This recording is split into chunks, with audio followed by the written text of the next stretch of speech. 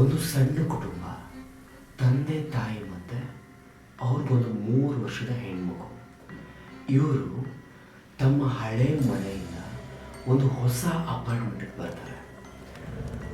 ಆ ಹೊಸ ಅಪಾರ್ಟ್ಮೆಂಟಿಗೆ ಬಂದ ಒಂದು 2 ದಿನದಲ್ಲಿ ಈ ಮಗು ಮನೆಯೆಲ್ಲ ಓಡಾಡಿಕೊಂಡು ಕೀಟ್ಲೆ ಮಾಡ್ಕೊಂಡು ಇರ್ತಾ ಇತ್ತು.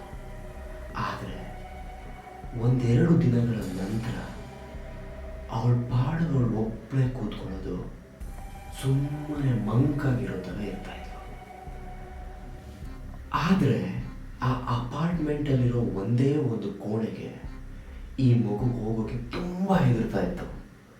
ತುಂಬ ಅಂದರೆ ತುಂಬ ಭಯ ಪಡ್ಕೊಳ್ತಾ ಇತ್ತು.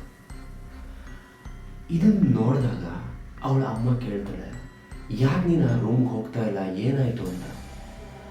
ಅದಕ್ಕೆ ಅವಳು ಹೇಳ್ತಾಳೆ, ಅಲ್ಲಿ ನೋಡಮ್ಮ, ಆ ಕಿಟಕಿ ಪಕ್ಕದಲ್ಲಿ ಯಾರೋ ಅಂಕಲ್ ಕೂತಿದ್ದಾರೆ, ನನಗೆ ಹೋಗಕ್ಕೆ ಭಯ ಆಗ್ತಾ ಇದೆ ಅಂತ ಅಂತಾಳೆ. ಮಗು ಏನೋ ಒಂದು ನೋಡಿ ಕಲ್ಪನೆ ಮಾಡ್ಕೊತಿರ್ಬೋದು ಅಂತ ಇವಳು ಸುಮ್ಮನೆ ಆಗ್ತಾಳೆ. ಅದಾಗಿ ಮಾರನೇ ದಿನ ಮನೆಯೆಲ್ಲ ಕ್ಲೀನ್ ಮಾಡ್ತಾ ಇರ್ತಾಳೆ ಈ ತಾಯಿ. ಕ್ಲೀನ್ ಮಾಡ್ತಾ ಇರ್ಬೇಕಾದ್ರೆ ಅವಳ ಅಕ್ಕಪಕ್ಕ ಯಾರೋ ನಿಂತಿರೋ ಹಾಗೆ, ಅವಳನ್ನ ಯಾರೋ ಹಿಂಬಾಲಿಸ್ತಾ ಇರೋ ಹಾಗೆ, ಆ ಕಡೆ ಈ ಕಡೆ ಏನೋ ಪಾಸ್ ಆಗೋ ಥರ ಹಾಗೆ ಅವಳಿಗೆ ಅನಿಸ್ತಾ ಇರುತ್ತೆ. ಅದನ್ನು ಕೂಡ ಅವಳು ಇಲ್ಲ, ಏನೋ ನಾನು ಅನ್ಕೊತಾ ಇದ್ದೀನಿ ಅಂತ ಅಂದ್ಬಿಟ್ಟು ಸುಮ್ಮನಾಗ್ತಾಳೆ. ಹಾಗೆ ಕಿಚನಲ್ಲಿ ಅವಳು ಉಪ್ಪಿನಕಾಯಿ ಡಬ್ಬನ ಕ್ಲೀನಾಗಿ ಎತ್ತಿಟ್ಟಿರ್ತಾಳೆ. ಹಾಗೆ ಎತ್ತಿಟ್ಟು ಇನ್ನೇನು ಬರ್ತಾ ಇರ್ಬೇಕಾದ್ರೆ ಟಪಾರ್ ಅಂತ ಅದು ಬಿದ್ದುಬಿಡುತ್ತೆ.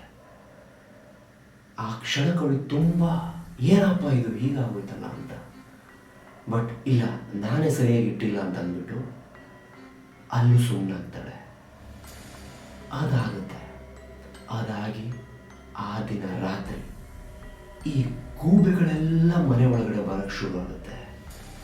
ಹೊರಗಡೆ ಇರೋ ಕಿಟಕಿ ಪಕ್ಕದಲ್ಲಿ ಅಲ್ಲಿ ಗೂಬೆಗಳು ವಿಚಿತ್ರವಾಗಿ ಕೂಗೋಕ್ಕೆ ಶುರು ಮಾಡ್ತವೆ.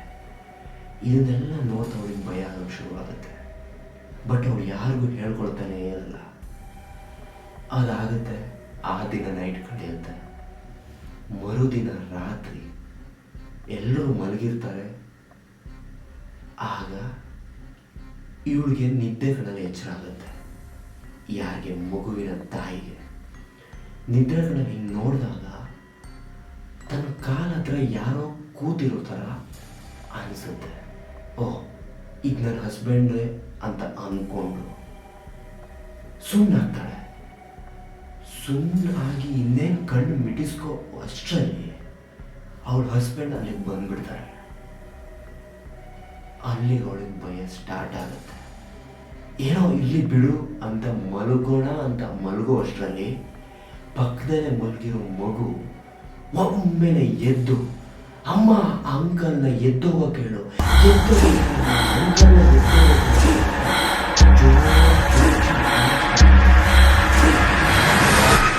ರಾತ್ರಿ ಮಾತ್ರ ಅವರು 3 ಜನನು ನಿದ್ದೆ ಮಾಡಿರಲ್ಲ. ತುಂಬ ಭಯದಿಂದಲೇ ಆ ರಾತ್ರಿನ ಕಳೆದಿರ್ತಾರೆ. ಹಾಗೆ ರಾತ್ರಿ ಫುಲ್ಲು ಭಯದಿಂದಲೇ ಮಲ್ಕೊಂಡಿರ್ತಾರೆ. ನೆಕ್ಸ್ಟ್ ಮಾರನೇ ದಿನ ಮಾರ್ನಿಂಗ್ ಸುತ್ತಮುತ್ತ ಯಾರ್ಯಾರಿದಾರೋ ಅವರೆಲ್ಲರ ಹತ್ರನೂ ಇಲ್ಲಿ ಏನು ನಡೀತದೆ, ಈ ಮನೆಯಲ್ಲಿ ಏನಾದರೂ ದೆವ್ವ ಇದೆಯಾ ಅಂತ ಎಲ್ಲರೂ ವಿಚಾರಿಸಕ್ಕಂತ ಹೋಗ್ತಾರೆ. ಆಗ ಎಲ್ಲರೂ ಹೇಳೋದೊಂದೇ, ನೀವು ಫಸ್ಟ್ ಆ ಮನೆಯಿಂದ ಬಂದ್ಬಿಡಿ, ಬೇಡ, ಅಲ್ಲಿ ಯಾರ್ಯಾರು ಬಂದಿದ್ದಾರೋ ಅವರೆಲ್ಲರಿಗೂ ಇದೇ ಥರ ಅನುಭವ ಆಗ್ತಾನೇ ಇದೆ, ಆ ಮನೆ ಸರಿ ಇಲ್ಲ, ಅಲ್ಲಿಂದ ಫಸ್ಟ್ ನೀವು ಖಾಲಿ ಮಾಡಿ ಅಂತ ಹೇಳೋಕ್ಕೆ ಶುರು ಮಾಡ್ತಾರೆ. ಇವರು ಒಂದು ಕ್ಷಣವೂ ಯೋಚನೆ ಮಾಡಲ್ಲ. ಮಾರನೇ ದಿನವೇ ಆ ಮನೆನ ಖಾಲಿ ಮಾಡೋಕ್ಕೆ ಶುರು ಮಾಡ್ತಾರೆ. ಓಕೆ, ಎಲ್ಲ ಖಾಲಿ ಮಾಡಿದ್ರು, ಮನೆ ಸಾಮಾನೆಲ್ಲ ಪ್ಯಾಕ್ ಆಯಿತು. ಇನ್ನೇನು ಮನೆಯಿಂದ ಹೊರಡಬೇಕಾದ್ರೆ ಈ ಪುಟ್ಟ ಮಗು ಒಂದು ಸತಿ ಹಿಂತಿರುಗಿ ನೋಡುತ್ತಂತೆ. ಆವಾಗ, ಅಮ್ಮ ಆ ಅಂಕಲ್ನ ಹೋಗಕ್ಕೆ ಹೇಳು, ಅವ್ರು ನನ್ನನ್ನು ಬಾ ಅಂತ ಕರಿತಾ ಇದ್ದಾರೆ, ಹೋಗಕ್ಕೆ ಹೇಳಮ್ಮ, ನಾನು ಬರಲ್ಲ ಅಂತ ಹೇಳಮ್ಮ ಅಂತ ಗಟ್ಟಿಯಾಗಿ ಚೀರಿ ಅಳಕ್ಕೆ ಶುರು ಮಾಡುತ್ತೆ. ಅಲ್ಲಿಂದ ಹಿಂತಿರುಗದೇನೆ ಅಲ್ಲಿಂದ ಖಾಲಿ ಮಾಡಿಕೊಂಡು ಬಂದ್ಬಿಡ್ತಾರೆ. ಯಪ್ಪ, ಮಿಡ್ ನೈಟ್ ಎಷ್ಟು ಗಂಟೆಗಳು? 1:46.